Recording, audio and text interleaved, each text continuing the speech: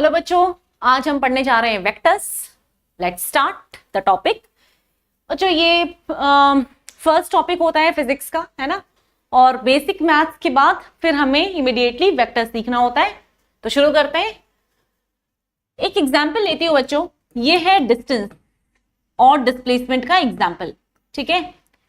तो ये हो आप, और आप अपने घर से निकले और आप चल चल कर इधर गए, ठीक है। कितना चले आप चले 4 मीटर। कितना? 4 मीटर, ठीक है। तो आप चले हो 4 मीटर किधर? Towards east, towards east. अब आपने यहां जाकर अपना मन बदल लिया और फिर आप उल्टी डायरेक्शन में चलना शुरू किए, ठीक है। तो अब आप कितना चल रहे हो, कैसे चल रहे हो? यहां से आप मुड़ गए, मुड़ कर आप चलते रहे, यहां तक पहुंचे, ठीक है। तो पहले तो आप शुरू में ईस्ट की तरफ चले और पॉइंट बी तक पहुंचे। अब आप वापस रिटर्न हो गए और आप पॉइंट सी तक पहुंच गए, ठीक है। ओके, तो मान लेते हैं कि ये जो डिस्टेंस आपने चला वो कितना चला? 10 मीटर्स। बच्चों अब हमें ये देखना है कि डिस्टेंस क्या होता है। तो डिस्टेंस वो पाथ है जो आपने कवर किया। आप 4 मीटर इधर चले हो, 10 मीटर उधर चले हो, तो टोटल मिलाकर आप कितना चले हो? 14 मीटर्स। तो यही आपकी डिस्टेंस ट्रैवल्ड है। आप जितना चलते हो, जितना पाथ आप कवर करते हो, उसको हम डिस्टेंस ट्रैवल्ड बोलते हैं, ठीक है। तो टोटल पाथ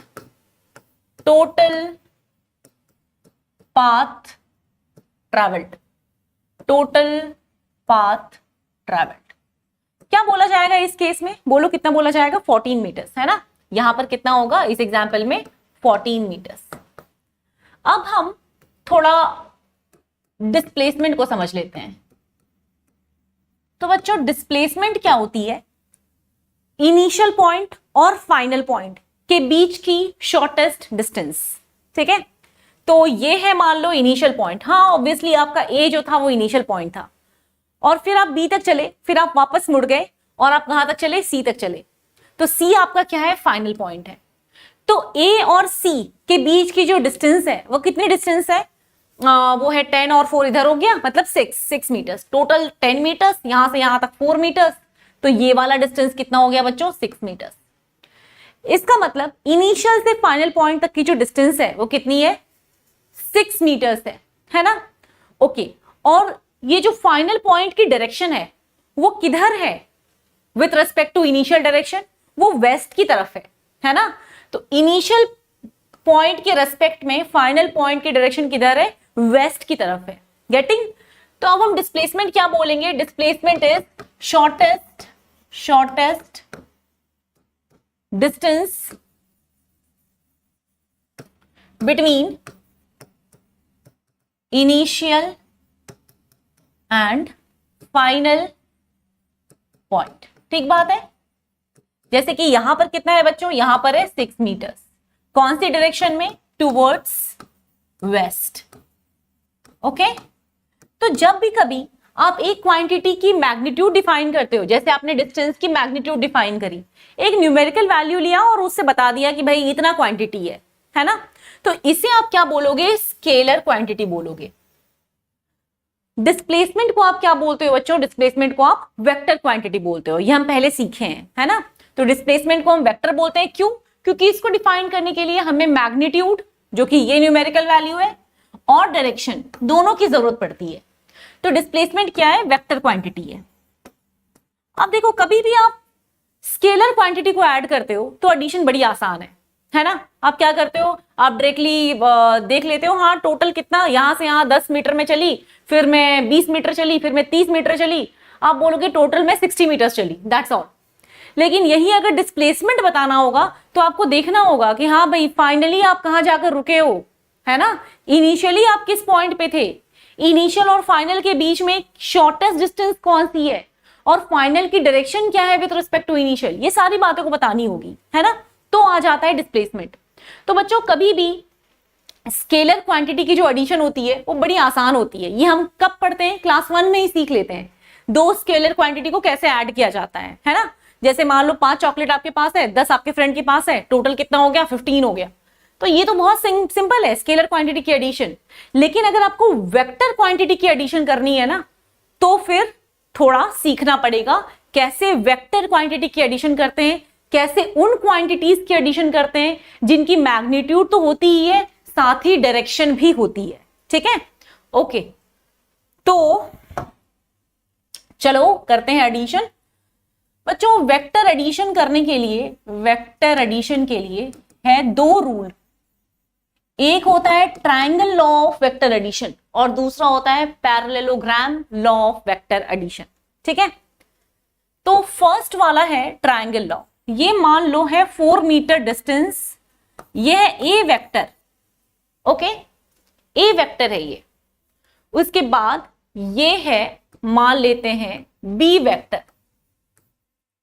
मान लो ये 10 मीटर इधर चले आओ, ये है बी वेक्टर, कुछ भी हो सकता है। तो ये ए वेक्टर है, वो बी वेक्टर है, और मैं आपसे कह रही हूं कि तुम चलो डिस्टेंस को ऐड करो, तो आप तुरंत ऐड कर लोगे 4 + 10। लेकिन अगर मैं आपसे बोलूं कि आप इन दोनों वेक्टर को ऐड करो, मतलब इसकी ये जो वेक्टर है, इसकी जो डायरेक्शन है उसको ऐड करो, है ना, इस वेक्टर की डायरेक्शन को, इस वेक्टर की डायरेक्शन, इस वेक्टर की डायरेक्शन और उसकी मैग्नीट्यूड को आप ऐड करो किसके साथ, इस वेक्टर की डायरेक्शन और उसकी मैग्नीट्यूड के साथ, है ना, मतलब टोटल आपको वेक्टर एडिशन करके बताना है।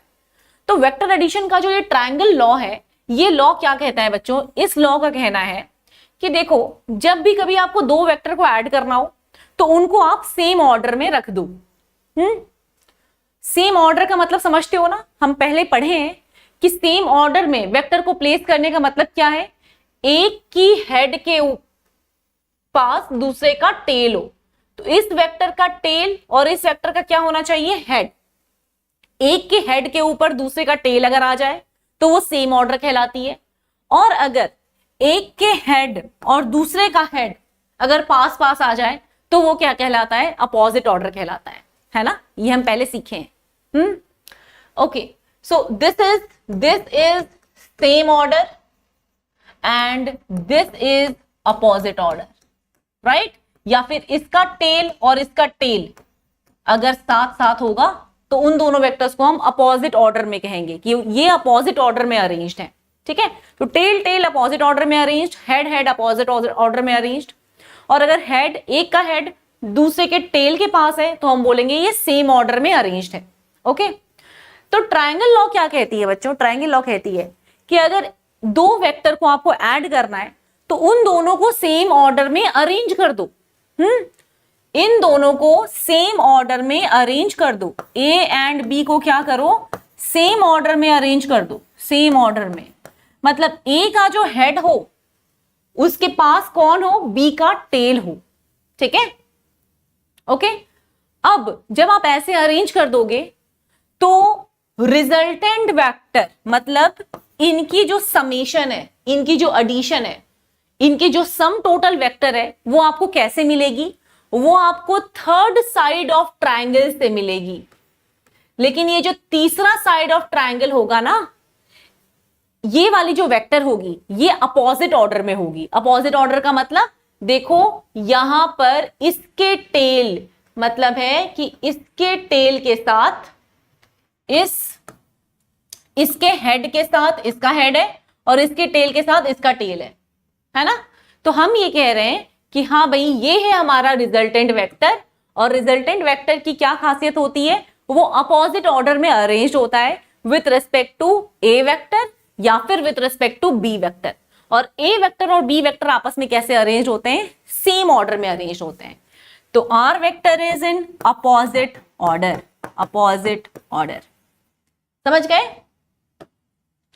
ओके, अब ये तो ट्रायंगल लॉ है, हो गया ये ट्रायंगल लॉ।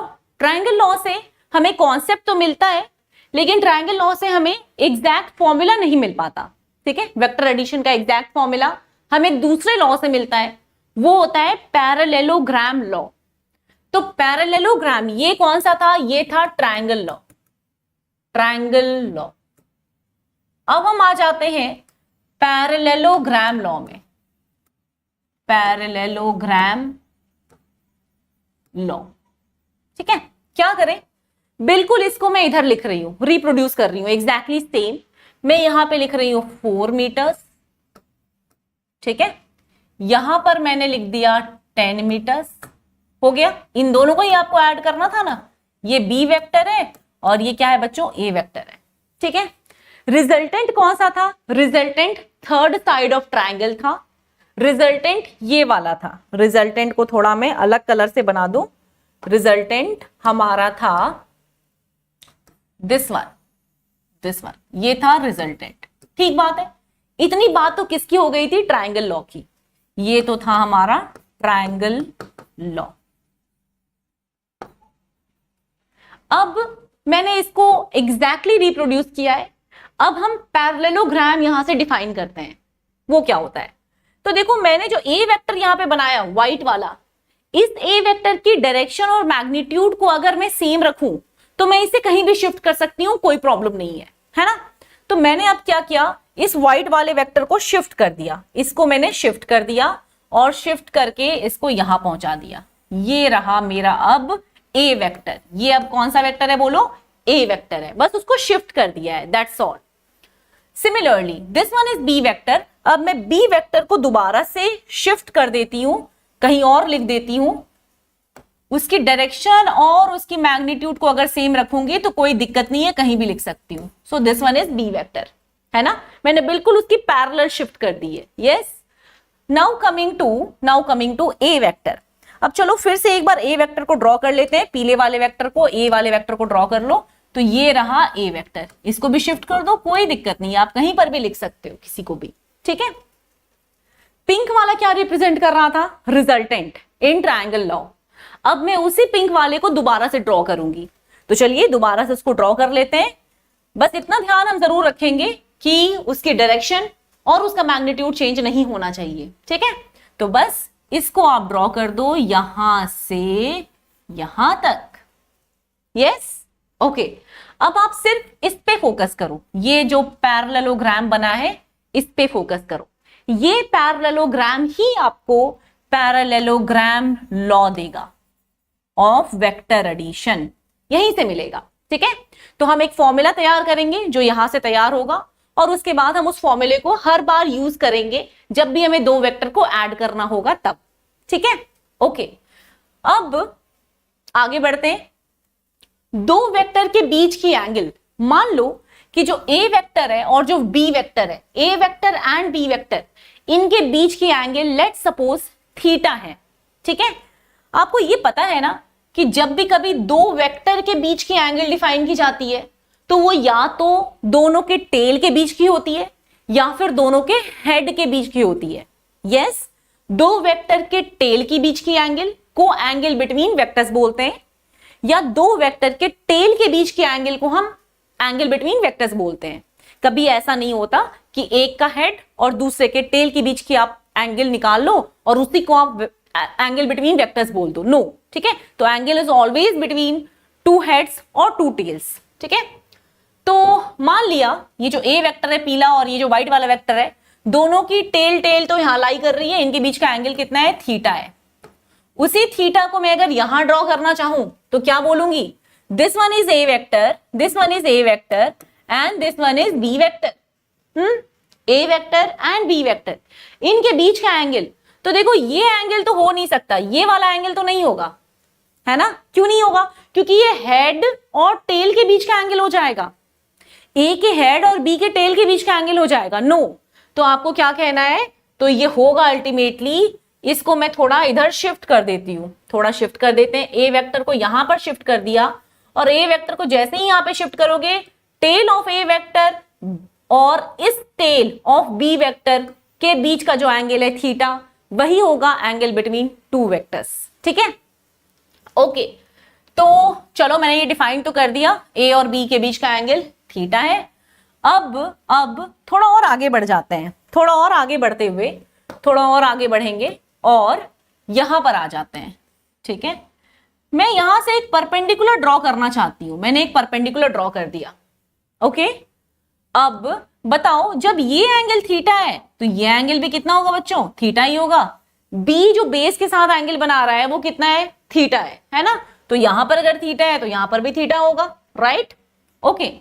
अब ये व्हाइट वाला बी है, ये आप समझते हो, तो ये ग्रीन वाला ये परपेंडिकुलर क्या होगा, ये परपेंडिकुलर ये वाला ये क्या होगा, बी साइन थीटा होगा, है ना। और ये जो बेस है बी, ये है बेस, ये कितना होगा बच्चों, बी कॉस थीटा होगा। ये हमने ट्रिग्नोमेट्री में सीख लिया है ना।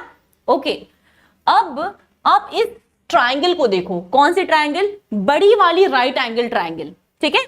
मैं ट्राइंगल को मार्क कर देती हूं, आप इस ट्राइंगल को बहुत ध्यान से ऑब्जर्व करो, बहुत ध्यान से ऑब्जर्व करो इस रेड ट्राइंगल को, ये वाला जो ट्राइंगल है इसको आप ऑब्जर्व करो ध्यान से। जब आप इसको देखोगे ना तो आपको समझ में आ जाएगा कि हाँ ये जो राइट एंगल ट्राइंगल है, इस ट्राइंगल का एक परपेंडिकुलर है और एक बेस है। परपेंडिकुलर कौन है बोलो, बी साइन थीटा, एक बेस है, राइट। और ये वाला जो है हमारा रेड वाला लाइन जो मैंने ड्रॉ किया हुआ है, यही तो रिजल्टेंट था, यही तो रिजल्टेंट था। ये तो एग्जैक्टली पिंक वाले को ही मैंने रिपीट कर दिया था। Yes, okay, so I can write, red वाले ट्राइंगल को देखकर मैं लिख सकती हूं जरूर आर वेक्टर, ये जो आर है आर, उसकी मैग्नीट्यूड, आर तो हाइपोटेन्यूज है ना इस रेड ट्राइंगल का, तो R square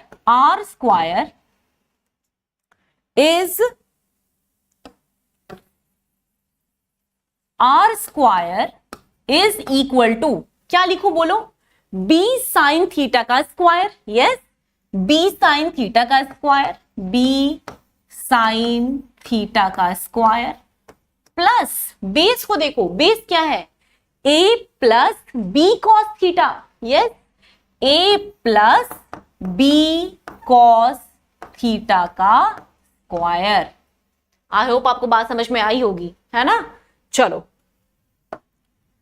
I repeat once again, ये था हमारा रिजल्टेंट, ये था हमारा यहां से लेकर यहां तक ए है और यहां से लेकर यहां तक क्या है बोलो बच्चों, बी कॉस थीटा है ना। ऊपर वाला क्या था, ये था बी साइन थीटा, यही था। ओके, सो हम ये डराइव किए R square is equal to B square sine square theta plus A plus B cos theta का whole square. Okay, so it becomes b square sin square theta plus a square plus b square cos square theta plus 2ab cos theta. So it becomes a square plus 2ab cos theta plus b square sin square theta plus cos square theta, और sine square theta plus cos square theta को आप क्या बोलते हो, 1। So it becomes A square plus 2ab cos theta plus B square. यही है हमारे resultant का स्क्वायर। तो जब आप दो वेक्टर्स को ऐड करोगे तो वो जो रिजल्टेंट आएगा उसकी जो मैग्नीट्यूड है उसकी वैल्यू यही होगी, ठीक है। क्या होगा magnitude, R will be equal to under root A square plus B square plus 2ab cos theta, ठीक है। अब आप इस फॉर्मूला को डायरेक्टली याद कर सकते हो और अलग अलग केसेस में इसको यूज कर सकते हो, ठीक है ना। जैसे अगर मैं आपसे बोलूं, अगर हम लोग ये डिस्कस करें कि सपोज एक केस है, केस नंबर 1, फर्स्ट केस में क्या है, दो वेक्टर है, ठीक है। एक है ए वेक्टर और दूसरा है बी वेक्टर, ए वेक्टर और बी वेक्टर, और इनके बीच की जो एंगल है वो कितनी है, मान लेते हैं 0 डिग्री एंगल है। ओके, तो रिजल्टेंट कितना होगा इनका, रिजल्टेंट कितना होगा, रिजल्टेंट की मैग्नीट्यूड विल बी बच्चों under root A square plus B square plus बोलो क्या 2ab cos 0, है ना। और cos 0 की वैल्यू कितनी होती है 1, so it becomes a under root A square plus B square plus 2ab, तो ये बन गया a प्लस बी के स्क्वायर का अंडर रूट, और ये फाइनली बन गया a प्लस बी, है ना। तो ये तब है जब a वेक्टर और b वेक्टर के बीच की एंगल कितनी होगी, 0 होगी, राइट। ओके, सिमिलरली अगर एंगल उनके बीच में 180 डिग्री है तो क्या होगा, आर वेक्टर की फिर मैग्नीट्यूड कितनी आएगी बच्चों, A square plus B square plus 2ab cos 180, है ना। और आपको पता है कॉस 180 की वैल्यू कितनी होती है, -1 होती है ना। So it becomes A square plus B square plus 2ab into -1, यहां पे ही लिख देती हूं डायरेक्टली -2ab का under root, that is a minus B के होल स्क्वायर का under root, that is a minus B. ठीक है, तो दो वेक्टर जो 180 डिग्री एंगल पे हैं, ठीक है, उनको जब आप ऐड करोगे तो उनकी जो मैग्नीट्यूड है, उनकी जो रिजल्टेंट है उसकी मैग्नीट्यूड ये आएगी। तो दो वेक्टर एट 0 डिग्री एंगल, दो वेक्टर एट 180 डिग्री एंगल, और ये लास्ट में रहा एक केस जिसमें एंगल कितनी है, 90 डिग्री एंगल है। तो जब एंगल 90 डिग्री होती है दोनों वेक्टर्स के बीच में, तो रिजल्टेंट कितना आएगा बच्चों, under root A square plus B square plus 2ab cos 90। और आप जानते हो बहुत अच्छे से cos 90 की वैल्यू 0 होती है, so it becomes under root A square plus B square. ये ओके, तो अब एक एग्जाम्पल देख लेते हैं, एक एक एग्जाम्पल इन तीनों का।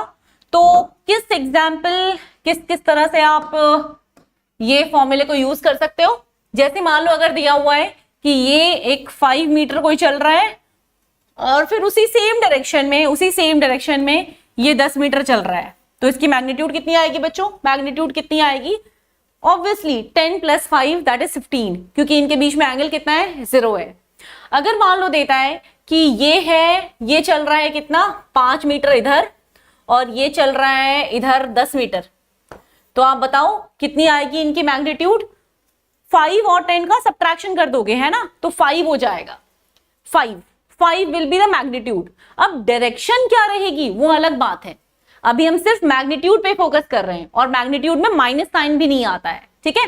तो डायरेक्शन क्या रहेगी वो तो हम बाद में डिस्कस करेंगे कि एक रिजल्टेंट की डायरेक्शन कैसे बताई जाती है। ओके फाइन, और यहां पर ये एक ए वेक्टर है, ये चला कोई चल रहा है और वो चलते चलते किधर जा रहा है, वो चलते चलते वो 5 मीटर इधर चला, फिर वो ऊपर चला गया और वो 10 मीटर चला, है ना। तो बस अब इनके बीच की जो एंगल है वो आप समझ ही सकते हो। ये वाली एंगल ऐसे मत बोलो, ये एंगल बोलना सही नहीं रहेगा, थोड़ा इसको और आगे भेज दो, ये 5 मीटर को उधर शिफ्ट कर दो, तो ये 5 मीटर यहां पर आ जाएगा। अब ये जो एंगल है ये टेल और टेल के बीच का एंगल हो गया, है ना, ठीक है। तो इस एंगल को आप कितना बोलोगे, 90 डिग्री बोलोगे। ओके, सिमिलरली यहां पर भी इस वेक्टर और इस वेक्टर के बीच में जो एंगल है वो कितनी है, 180 डिग्री, और यहां पर ये वाले वेक्टर और इस वाले वेक्टर के बीच में जो एंगल है वो कितनी है, 0 डिग्री। बात समझ में आ गई है। अब एक लास्ट केस और है, मान लो मेरे पास दो वेक्टर्स है, 2 vectors of equal magnitude, 2 vectors of equal magnitude. इसमें क्या करें, तो आपको पता है बच्चों ये जो रिजल्टेंट है इसकी वैल्यू तो यही होगी, A square plus B square plus 2ab cos theta, है ना। तो मैं ए स्क्वायर लिख दूंगी पहले वाले में भी, दूसरे वाले में भी ए स्क्वायर लिखूंगी क्योंकि दोनों की मैग्नीट्यूड सेम है, फिर 2 इंटू ए लिखूंगी, फिर बी को भी मैं ए ही लिख देती हूं, और फिर cos थीटा, राइट ओके। तो ये कितना बना, 2a square plus 2a square cos theta, सही बात है ना। थोड़ा और आगे चले जाओ तो ये बन गया 2a square 1 plus cos theta, सही बात है, 1 प्लस cos थीटा।